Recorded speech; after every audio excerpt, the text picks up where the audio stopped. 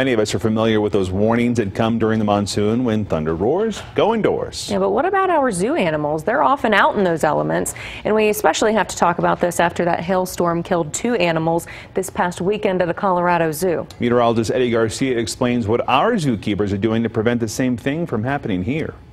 You know, it was about 5 years ago that a major thunderstorm struck the zoo, downing major branches and causing damage throughout the park. Well, it's because of situations like this that the zoo staff has a plan in place to protect not only the animals, but people too.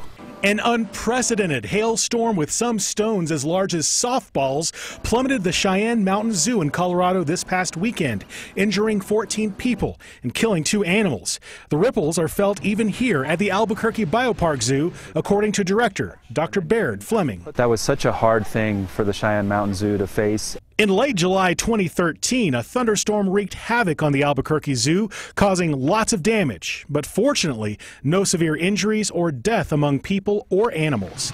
To keep things safe, Baird says there's a plan in place. We run a series of severe weather drills every year. We make sure that we come up with new scenarios every time. These are live action drills. The first goal is to get people into designated shelters across the zoo. But just as important is saving the animals from harm. That's where the skilled zookeepers come into play. We're trying to get every single animal out there to be trained on a recall signal. This behind-the-scenes video from the biopark shows how the zookeepers train the animals to learn hand signals and voice commands. If something happens, we can run out there, recall the animals, they come into the back, they're inside their back holding areas, which are buildings. Once inside, the animals can ride the storm out in safety, all in hopes of preventing needless injury or death.